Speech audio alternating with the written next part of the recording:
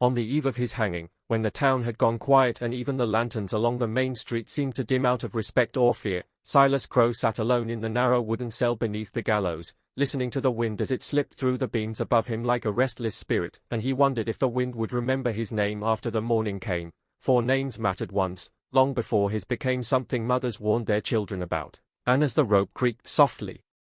overhead, stirred by the night air, Silas leaned back against the cold wall and began to speak, not loudly, not for any guard or preacher, but for the darkness itself, because darkness had always listened when no one else would, and he confessed that the stories told about him were easier than the truth, that legends were built from loud moments and sharp endings, but lives were made in the quiet choices no one ever saw, and he said that before the blood and the fear and the long rides under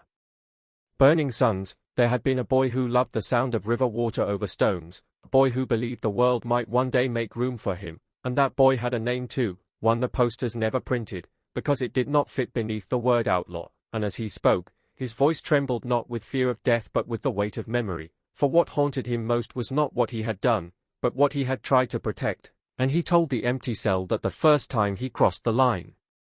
into the life that would end beneath this gallows, it was not for gold or revenge, but for a woman named Eleanor Finch, whose laugh once softened a whole valley and whose eyes carried the kind of hope that frightened men who had already given up on their own, and Silas admitted that he had loved her quietly, the way men love when they believe loving loudly might break something fragile, and when her family was threatened by men with papers and polished boots who spoke of law but smelled of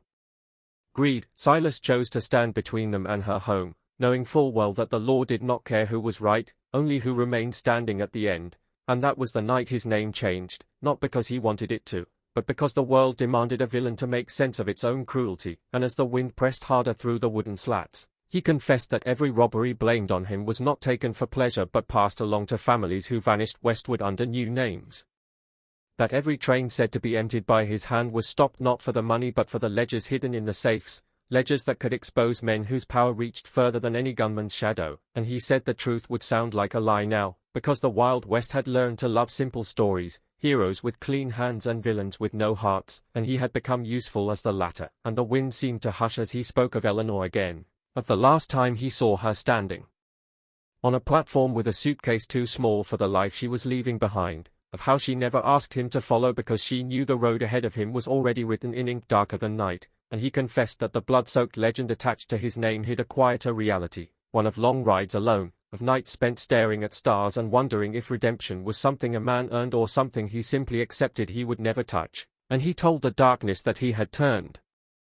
himself in on purpose, that the capture so proudly claimed by the sheriff had been nothing more than a man finally growing tired of running from a story he could not change, and as the gallows above him shifted again, Silas admitted the secret no one had ever guessed, that the last train he stopped carried documents proving the innocence of men already buried and the guilt of men still wearing badges, documents he had hidden where the law would never think to look, because the law had stopped looking for truth long ago, and he said with a slow, steady breath that his hanging was not the end but the final chapter needed to make those papers worth believing, because a living outlaw could be dismissed, but a dead one became legend, and legends had weight, and as his confession continued, winding through regrets and small mercies and moments of unexpected kindness shared around campfires with strangers who never knew his name, the wind carried his words upward through the gallows, into the night sky, as if the land itself was being asked to remember him differently, and Silas Crow, notorious outlaw, whispered that when the morning came, he would walk calmly because fear had already taken enough from him, and if the West needed a monster to sleep peacefully, he would give them one, knowing that somewhere, someday, the truth would surface like water from dry ground, rewriting not just his story, but the story of a world that had always mistaken silence for guilt and mercy for weakness, and in that final night, alone but strangely at peace, Silas finished his confession with a single hope, spoken into the dark, that Eleanor, wherever she was, would never hear his name again, only feel the freedom he had bled for without ever knowing the cost. They called her Margaret Vale long before she ever spoke her own name in Red Mesa, and the way men lowered their voices when it passed between them made it sound less like a name and more like a warning, for Red Mesa was the kind of desert town where stories dried faster than wells and fear lingered longer than truth, and everyone knew the story of the widow who arrived dressed in black not for mourning but for habit, whose past trailed behind her like a long shadow at sunset, and they said that every outlaw she had ever loved met a violent end, that the land itself seemed to claim them after they shared her bed or her smile or even her kindness. And so when Margaret stepped off the stagecoach one summer morning beneath a sky bleached pale by heat, no one rushed to greet her. No one offered to carry her single worn trunk, and yet all eyes followed her, because beauty like hers was quiet and restrained, not the kind that begged for attention but the kind that unsettled men who sensed it came from survival rather than vanity. And she rented the small adobe house at the edge of town near the red stone ridge that gave the place its name, living alone with her grief and her routine, rising before dawn, keeping her curtains half drawn, walking into town only when necessary. And though she never confirmed the rumors, she never denied them either, because denial required energy she no longer wished to spend. And so Red Mesa accepted her as something between a curse and a prayer, until one evening when fate, restless and indifferent, finally knocked at her door in the form of a wounded gunslinger who collapsed into the dust just as the sun sank low and turned the desert the color of old blood, and Margaret found him there by chance as she returned from drawing water, his hat fallen beside him, his shirt darkened not only by sweat but by a spreading stain she recognized too well, and though fear tightened her chest and memory whispered that she should turn away, she knelt anyway, because mercy had always been her flaw, and when the man stirred and murmured a name that was not hers, she knew he was close to slipping away, and she dragged him inside with strength born of necessity, laying him on her narrow bed, cleaning the wound with hands that shook only slightly. And as night deepened and the heat clung stubbornly to the walls, she learned his name was Jonah Reed, a gunslinger not yet worn down by legend but clearly shaped by loss, and as he drifted in and out of sleep, Margaret spoke softly to him, not because she believed he could hear her, but because silence felt too much like surrender, and in those hours she told him nothing of her past, yet everything of her present, of the stillness of Red Mesa, of the way the wind sang through the rocks at night, and Jonah, hovering between life and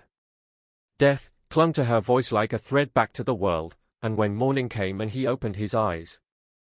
fully, the first thing he saw was her standing by the window, light outlining her figure, and something in his gaze softened, not with desire but with gratitude, the kind that carries its own quiet weight. And as days passed and Jonah healed slowly under her care, Red Mesa watched from a distance, men shaking their heads, women whispering behind hands, certain they were witnessing the beginning of another tragic chapter, and Margaret felt the familiar tightening in her chest each time Jonah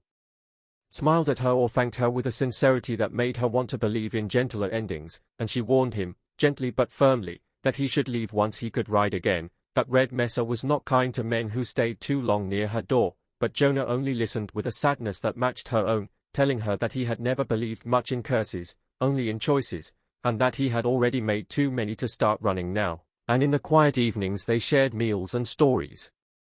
that circled carefully around pain without naming it, discovering each other not in grand gestures but in small, intimate moments, like the way Jonah repaired her broken chair without being asked, or the way Margaret hummed absent-mindedly while hanging laundry. An attraction grew between them not as fire but as warmth, steady and dangerous precisely because it felt safe, and Margaret fought it with practiced restraint, knowing how the stories always ended, knowing that love, once given, demanded a price the West was always eager to collect. And Jonah, for his part, sensed the sorrow behind her eyes and wanted to ease it, though he knew better than to promise what the land itself refused to guarantee. And one night beneath a sky thick with stars, he finally asked her about the men whose names lingered like ghosts around her, and Margaret, after a long silence, told him pieces of the truth, of a husband taken by a feud that never belonged to him, of a lover shot in the back for trusting the wrong friend, of another who rode out to clear his name and never returned. And she said she did not believe herself cursed, only unfortunate in loving men who walked roads edged with violence, and Jonah listened without interrupting, understanding too well the way the West devoured men whole, and in his eyes she did not see fear but acceptance, which frightened her more than superstition ever had, because acceptance meant he might stay, and staying meant risk, and yet when he reached for her hand, his touch tentative and respectful, Margaret did not pull away, because loneliness, once eased, is a hard comfort to abandon, and in that moment they shared something fragile and unspoken, an understanding that what they felt was real even if it could not be protected, and Red Mesa seemed to sense it too, the air growing heavier, the glances sharper, and when whispers reached Jonah that men from his past were searching for him, Margaret felt the old dread return full force, urging him to leave before history repeated itself. But Jonah, standing in the doorway with the sun behind him, told her that running had never saved anyone he cared about, and that if the end came, he would rather face it honestly than live half a life in fear. and those words, tender and resolute, broke something open in Margaret that grief had kept sealed, allowing herself, for the first time in years, to imagine a future measured not in endings but in moments, even as she sensed how fragile that imagining was. And so under the burning western sun, with fate weaving its cruel patterns just beyond sight, the widow of Red Mesa and the wounded gunslinger stepped into a love shaped as much by hope as by inevitability, knowing the land did not favor happy endings, yet choosing, quietly and bravely, to love anyway, even if love itself would one day become another name whispered with fear in a town that never learned how to forgive the past. Deadwood Crossing had forgotten what law looked like long before Caleb Rourke rode into town beneath a sky the color of old steel, for the place had existed too long without consequence, shaped instead by fear, bargains made in shadows, and the slow rot that comes when no one believes tomorrow will be better than today. And when the townsfolk first saw the lone rider approach, bent slightly in the saddle and favoring one leg, they did not see hope but another ghost passing through, because Deadwood Crossing was full of ghosts, and Caleb carried his openly, etched into the hard lines of his face and the way his eyes never quite rested on the present. And the badge pinned to his coat caught the light just long enough to stir a memory the town had tried to bury, for once, years ago, there had been a marshal here, and it had ended badly, and Caleb knew this because he was that marshal, or rather, the man he used to be had been, before a single night of failure had unraveled everything he believed about duty and courage. And as he dismounted slowly, the weight of the badge felt heavier than the gun at his side, because he had not wanted to wear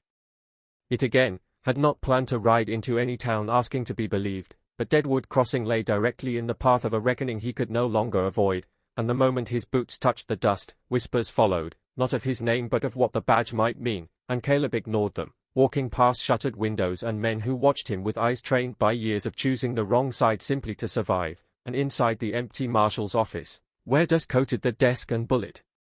scars marked the wall like tally lines, Caleb sat down and allowed himself a single long breath, because this was where it had all gone wrong once before, in a different town, with different faces, but the same smell of fear hanging in the air. And memory came uninvited, bringing with it the night he hesitated, the moment he chose negotiation over action, believing he could save everyone if he just spoke carefully enough, and how that belief had cost innocent lives, including that of his younger brother, who had worn a deputy's star too big for his chest and trusted Caleb to know better. And from that night on, Caleb had walked away from the law, convinced that wearing a badge only painted targets on the backs of those he loved. And now, sitting alone in Deadwood Crossing, he wondered whether returning was courage or simply a different kind of cowardice. But the town did not give him time to decide, because trouble arrived the way it always did, loud and unapologetic, in the form of men who believed fear was a currency and violence a language everyone understood, led by Harlan Pike, a name that made the saloon go quiet and sent shopkeepers retreating indoors. And Pike had claimed Deadwood Crossing as his own years earlier, bleeding it slowly, never all at once, because he understood control better than chaos. And when word reached him that a marshal had ridden in, Pike laughed, certain it was either a bluff or a fool. And when he finally stood across the street from Caleb beneath the unforgiving sun, their eyes met with a recognition that went deeper than reputation, because both men knew the cost of standing firm in a place that rewarded surrender. And Pike mocked the badge, telling Caleb the town didn't want saving, that people preferred predictability to justice. And Caleb did not argue, because he had seen the truth in those words before, but he answered simply that wanting and needing were different things, and that sometimes law arrived not because it was welcomed, but because it was overdue. And the standoff ended without bloodshed, but the warning was clear. And that night, as the town prepared quietly for what everyone sensed was coming, Caleb walked the streets alone, speaking with those willing to listen, offering protection he was not sure he could provide, and receiving in return a mix of hope and resentment, because hope demanded risk, and many in Deadwood Crossing had survived by avoiding risk for too long. And as darkness fell, Caleb returned to the office and removed the badge, holding it in his hand as if weighing its worth, remembering the brother he had lost and the promise he had made never to wear it again. And yet, as distant gunfire echoed from the hills, he understood that the past had not followed him here by accident, that Deadwood Crossing was not just another town, but a test he had been riding toward for years. And when dawn broke, it brought with it the certainty of war, Pike's men gathering openly now, confident in numbers and cruelty, while Caleb stood alone at the center of town, placing the badge back on his coat not as a symbol of authority, but as an acceptance of consequence. And the first shots rang out not in chaos but with deliberate intent. Caleb moving with the calm of a man who no longer believed in perfect endings, only in doing what needed to be done, and the fight that followed was not glorious or clean, but gritty and exhausting, marked by dust and shouted warnings and the sharp reality that every decision carried a cost, and as the town shook under the weight of violence it had long ignored, Caleb faced Pike at last inside the ruined saloon, the air thick with smoke and memory, and when Pike sneered that this would end the same way as before, Caleb answered with honesty, admitting his failure, admitting his fear, and admitting that fear no longer ruled him, and when the final moment came, it was swift and decisive, not born of anger but of resolve, and silence followed, heavy and uncertain, as the people of Deadwood Crossing stepped cautiously into the street, seeing not a savior but a man still standing when no one else would, and Caleb felt no triumph, only relief mixed with grief, because victory did not erase the past, but it did allow the future to breathe, and as he removed the badge once more, handing it to a trembling clerk who volunteered to rebuild what had been lost, Caleb understood that being a marshal was never about wearing the star forever, but about knowing when to carry it and when to let it go, and as he rode out of Deadwood Crossing at sunset, leaving behind a town changed but not healed, Caleb Rourke carried his ghosts with him still, but lighter now, because for the first time since that night long ago, he had faced failure head-on and chosen not to run, proving to himself that even broken men could stand for something when the moment demanded it. Deep in Black Canyon, where the rock walls rose like broken teeth and the sun seemed to hesitate before touching the ground, there lay a gold vein whispered about only in half voices and only after dark, a place men swore was marked by the devil himself, and it was toward this canyon that Thomas Hale, a desperate prospector worn thin by hunger and failure, slowly made his way after finding a brittle, hand-drawn map tucked inside the false bottom of a dead man's stillbag, a map that should have frightened him more than it tempted him, because the paper smelled faintly of ash and the ink lines trembled as if drawn by an unsteady hand, and yet Thomas followed it because desperation has a way of dulling caution, and he told himself that curses were just stories told by men who arrived too late or left too broken to try again, and so he crossed the desert alone, his mule plodding faithfully behind him, while the land stretched wide and indifferent, and at first the whispers came softly, mistaken for wind sliding through scrub and stone, but as the days passed they grew clearer, calling his name in voices that sounded familiar yet wrong, promising warmth, food, and an end to the long years of watching others strike it rich while he buried friends beneath shallow graves, and Thomas tried to drown them out with logic, reminding himself that the desert played tricks on tired minds, yet each night as he camped beneath the stars, the voices returned, coaxing and patient, telling him that the gold of Black Canyon did not simply reward effort but recognized worth, and that he, Thomas Hale, had suffered enough to deserve it, and the thought unsettled him more than comforted him, because suffering had never once paid him back before, and when he finally reached the mouth of the canyon, the air felt heavier, as if the land itself was holding its breath, and his mule refused to go further, eyes rolling white, hooves planted firm, forcing Thomas to continue on foot, carrying only his pack, his pick, and the map that now felt warm in his hands, and inside the canyon the light shifted strangely, shadows stretching in directions they should not, and the whispers grew bolder, guiding him along narrow paths and over treacherous ledges with an intimacy that made his skin prickle, and they spoke not only of gold but of memory, reminding him of his father who died penniless, of the woman who left because hope had become too expensive, of the promise he once made himself never to end up alone and forgotten, and Thomas realized with a chill that the voices were not guessing, they were remembering, pulling from him truths he had never spoken aloud, and still he pressed on, because turning back now felt worse than any danger ahead, and when he finally found the vein, glowing faintly in the rock as if lit from within, or overtook him, for the gold was real, richer than anything he had ever imagined, threading through the stone-like veins through flesh, and as he touched it, the canyon seemed to murmur with approval, the whispers rising into a chorus that promised his life would finally begin the moment he claimed what was offered, but as Thomas worked feverishly, prying chunks loose and filling his pack until it strained at the seams, he began to notice things he had ignored before, old tools scattered in the dust, rusted and broken, bones bleached white and half-buried near collapsed tunnels. An annoying realization took hold that he was not the first to stand here believing himself chosen, and the whispers, sensing his doubt, sharpened their tone, urging him to hurry, warning him that greed was not the price, only loyalty, and that all the canyon demanded in return was that he never leave it empty-handed, and as exhaustion set in and his hands bled, Thomas understood at last the true shape of the curse, that the gold did not damn men by killing them outright, but by convincing them that they could not walk away, that whatever they carried would never be enough, and when he finally shouldered his pack and turned toward the canyon mouth, the voices shifted from coaxing to accusing, reminding him of every kindness he had refused, every moment he had chosen ambition over compassion, and the path back seemed longer, steeper, as if the canyon itself were reshaping to keep him, and Thomas stumbled, falling hard, spilling gold across the ground, and in that moment, as pain flared and fear cleared his thoughts, he saw the truth plainly, that the gold was not the devil's because it was evil, but because it tempted men to trade their souls for certainty in a world that offered none, and with shaking hands, Thomas began to push the gold back into the shadows, ignoring the screams that now filled the canyon, voices twisting into rage, calling him a fool, a coward, promising that he would die as he had lived, with nothing, and the effort cost him dearly. Each piece returned feeling like tearing away a part of himself, but as the last of the gold disappeared into darkness, the whispers fell silent, the canyon exhaling slowly as if releasing a long-held grudge, and Thomas crawled toward the light, leaving behind the map, the pick, and the dream that had nearly consumed him. And when he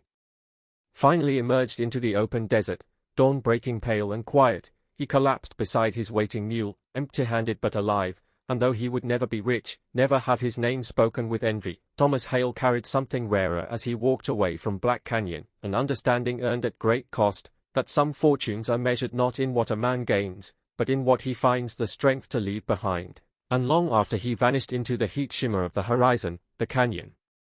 remained, patient and silent once more, waiting for the next desperate soul to listen too closely to whispers